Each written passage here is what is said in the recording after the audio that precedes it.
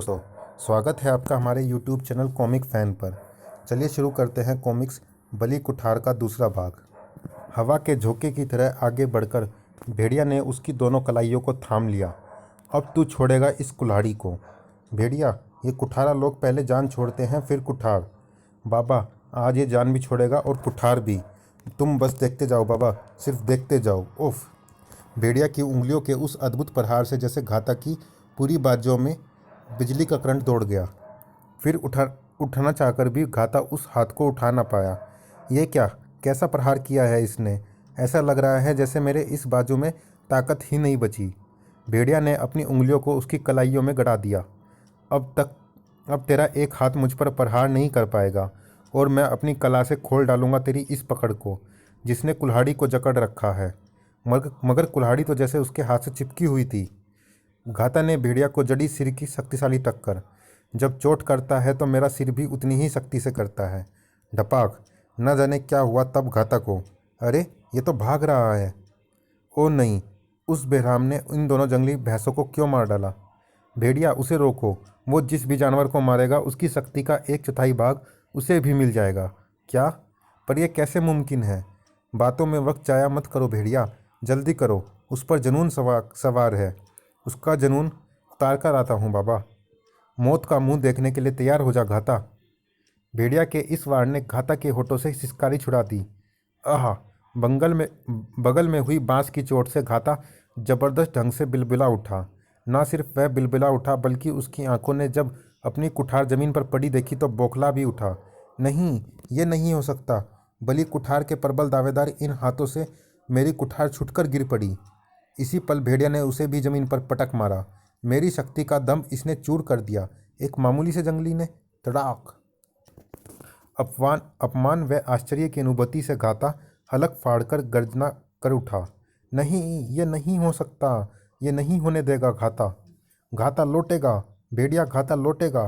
तेरे लिए कफन लेकर लौटेगा घाता। अरे, भाग गया कायर। देखा बाबा, अपनी कुठार भी छोड़ गया।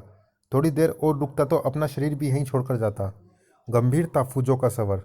कोबी के बाद अब तुम पर भी हुआ कुठारा जंगली का यह हमला सिद्ध करता है कि शुरू हो चुके हैं कुठाराओं के नवरात्रे। कोबी पर हमला? नवरात्रे? तुम्हारी सारी जिज्ञासाओं को शांत करूंगा भेड़िया, मगर पहले गजेंद्र को इलाज की जरूरत है। क्योंकि कोबी की मुझे फिक्र नहीं है। उसके घाव तो जादुई शक्ति से स्वयं ही बढ़ते चले जा रहे हैं और उसे होश भी आ रहा है। ओह, कोबी की बेल्ट में ऐसी अद्भुत शक्ति भरी है। चल गजेंद्र, हिम्मत करके उठ और चल, आश्रम तक चल। ची ची। भेड़िया ने कोबी पर एक उचटती सी दृष्टि डाली और आगे बढ़ गया। जबकि उसी क्षण, उठो कोबी। चेन के हाथ का स्पर्श था वो, जिसे महसूस करके कोबी एक झटके से उठ बैठा। तुम? हाँ कोबी, तुम्हारे भेड़िए मदद के लिए फूजो बाबा के पास पहुंचे थे। उन्होंने ही तुम्हें इस विशाल वृक्ष के नीचे से हाथी गजेंद्र की मदद से निकाला और मैं यहाँ पहुंची भेड़िया के पीछे पीछे। ओह, जैसे पूरा घटनाक्रम कोबी की आंखों के आगे कौंधता चला गया। सब कुछ याद कर एक झटके से उठ बैठा वह। कहाँ है कटैया? उसकी जांग पर अपना पाँव रखकर उसे फाड़ डालूंगा। ओह, लगता है कटैया के कारण ही तुम मुसीबत में पड़े थे। तुम उसे ज़रूर ख़त्म कर देना कोबी, लेकिन पहले मेरी बात सुनो। मुझे तुमसे कुछ कहना है। उफ। हट जाओ आगे से। जब तक उस जंगली को फाड़ कर उसके 2 टुकड़े नहीं कर दूंगा तब तक मुझे कुछ भी सुनाई नहीं देगा। कटैया, कटैया, कहाँ छिप गया है रे कायर? रुको कोबी, कोबी। आहा, जानवर हो तुम, बिल्कुल जानवर। मैं तुम्हें परसों करवा चौथ के बारे में बताना चाहती थी, क्योंकि उस रात्रि चंद्र दर्शन के पश्चात एक विवाहिता अपने सुहाग के दर्शन करके ही अपना व्रत तोड़ती है।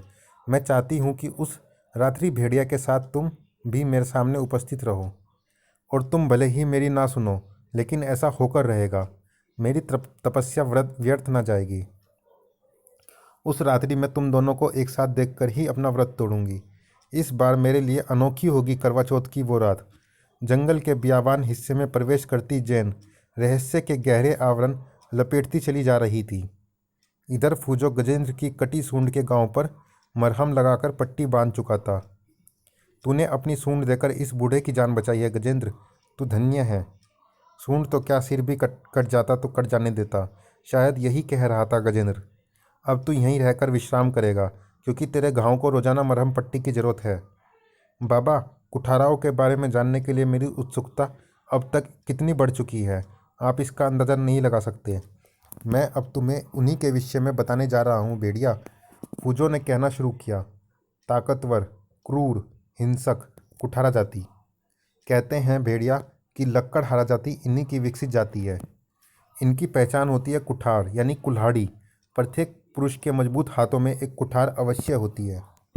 किसी जीव का सर हो या किसी मजबूत वृक्ष का कोई मोटा तना, एक ही बार में काट डालना इनकी आदत होती है, जिससे इन्हें ज़बरदस्त खुशी मिलती है। प्रत्येक कबीले की तरह कुठाराओं की भी अपनी परंपराएं होती है, जिसमें से एक है कुठार का रक्त स्नान। इनका मानना है कि जिसके भी रक्त से कुठार का स्नान कराया जाता है, उसकी कुल शक्ति का 1/4 उस कुठारा जंगलीकों में समा जाता है। इसलिए ये ज़्यादातर ताकतवर जानवर या इंसानों के रक्त से ही अपनी कुठार को स्नान कराते हैं। Broke broke. वन देवी इनकी आराध्य देवी है, जिसके हाथ में थमी बल कुठार इनका लक्ष्य होती है। लेकिन इसे वही प्राप्त कर सकता है जो कुठार जाति का सबसे ज़्यादा बलवान व्यक्ति हो। दिव्य शक्तियों से युक्त यह बलि कुठार जिसके पास रहती है वो अजय हो जाता है। उसका शत्रु इसके प्रभाव से खुद ब खुद अपनी गर्दन काटने के लिए प्रस्तुत कर देता है। यही नहीं, उस वक्त शत्रु की संपूर्ण शक्ति भी बलि कुठार के धारक में समा जाती है। बलि कुठार, बलि कुठार। देवी के सामने अपनी योग्यता सिद्ध करने के लिए नवरात्रे का आयोजन होता है। इन दिनों अपनी योग्यता को सिद्ध करने के लिए कुठारा वन में खून की होली खेलते हैं। बलि कुठार, बलि कुठार शक्तिशाली जीवों व इंसानों की जान पर बनाती है। देवी पूजा के इन 9 दिनों में पूरा जंगल कपा डालते हैं कुठारा। इन दिनों इन पर मौत सवार होती है। इन्हें रोकने का एक ही मतलब होता है, शरीर का 2 हिस्सों में बंट जाना। अंतिम नवरात्रे पर एक भव्य उत्सव होता है। गलबा गलबा, बलि कुठार, बलि कुठार। कौन ज़्यादा शक्तिशाली है उसका फैसला देवी पर छोड़ जाता है। देवी जिसे चाहती है उसे शक्ति देती है, लेकिन बलि कुठार धारक के हाथ में नहीं रहती। जब भी उसका धारक चाहे बलि कुठार का आह्वान करके उसे बुला सकता है। बलि कुठार प्रकट हो। घन गरज के साथ तब बलि कुठार प्रकट होती है। 1 वर्ष तक वह शक्तिशाली बलि कुठार का धारक बना रहता है, लेकिन यह समयावधि घट भी सकती है यदि धारक की असमय मृत्यु हो जाए। तब शक्ति अगले नवरात्रे तक देवी के ही अधीन रहती है। मृत्यु मृत्यु मृत्यु मृत्यु। भेड़िया, कुठारा जाति में किसी के हाथ से कुठार का छूट जाना बहुत बड़ा अपशकुन समझा जाता है। कहा जाता है कि पिछले नवरात्रे पर यह शक्ति हम्पा को मिली थी, जो असमय काल का शिकार हो गया। इसके लिए वन देवी के पुजारी के समक्ष उसे प्रायश्चित करना होता है, और इस प्रायश्चित का एकमात्र उपाय नई कुठार से सबसे पहले उस व्यक्ति का सिर काटना है जिसकी वजह से कुठार उसके हाथ से छूटी हो। अन्यथा वो बलि कुठार हासिल करने के लिए शक्ति प्रदर्शन नहीं कर सकता, यानी बलि कुठार का हकदार नहीं बन सकता। सब कुछ सुनते हुए भेड़िया की रगों में जैसे खून लावा बनकर दौड़ने लगा था, पर इधर घाता तो जैसे ज्वालामुखी की तरह फट पड़ा था। पुजारी बाबा, इस नई कुठार से भेड़िया का सिर काटकर उसका शरीर 2 फाड़ कर डालूंगा। तुम्हें ऐसा करना ही होगा, और अगर तुम ऐसा न कर पाए तो मैं जानता हूँ बाबा कि अगर मैं ऐसा न कर पाया तो मुझे क्या करना होगा, लेकिन ऐसा होकर रहेगा। मुझे वो सब करने की ज़रूरत नहीं पड़ेगी।